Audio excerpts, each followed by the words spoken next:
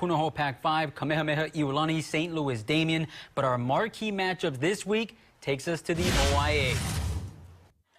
And that's where in the blue division, it's number 5 against number 6 Saturday, as Campbell and Farrington will take off from the tarmac of Hawaiian Airlines Field. Both teams are 5-1, having each lost to Blue Conference champ Mililani by 4 touchdowns. Sabres bring running back TJ Johnson 6 yards per carry and 5 scores, while the Govs can run it as well, with Ranan Mamiya's 10 yards per touch with 10 scores. But the scenario is simple. Win and you receive an opening round bye in the league playoffs. Lose and you're on the field next weekend. I think always in football, whenever you can get a bye week, it's always something that you strive for, especially late in the season. It gives guys that are injured, guys that are banged up, to give them a little bit of rest before you go into that game that matters, that counts. Because when you get to this time of the season, it's one and done. And so obviously the importance of getting that bye week is critical. This week is huge. This is like a championship game. It's going to feel like a championship game in the stadium with Farrington stand. We're just trying to get that first round bye, and that's the only thing we got on our mind.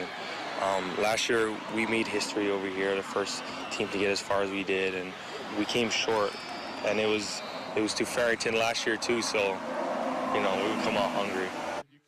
Now, Governors will be playing without senior quarterback Montana Liana. Number 10 is ineligible after being ejected from last week's loss at Mililani for a late hit. In relief, junior Josiah Anakalea completed 4 of 8 pass attempts. So, Coach, possible wild card for the Govs in this one. As previously mentioned, stud running back Mamiya played quarterback at St. Francis last season, posting over 1,000 all-purpose yards. If you're Randall Okimoto, first, you have a lot more hair. Then, secondly, do you put number 23 at quarterback in this game that could give you an opening round bye?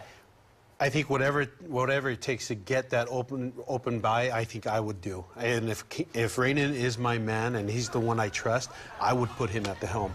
Of course, it does raise some risk of him touching the ball a lot more often than he would. But you know what? He can pass. He's got a great arm, and he's a threat always on the run. So I think we should consider it.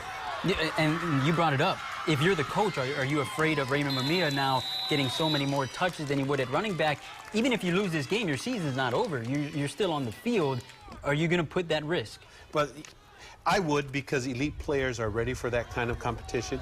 And I think Ranan is an elite player for Farrington, and I think he will rise to the challenge. He definitely is an elite player. All right, talking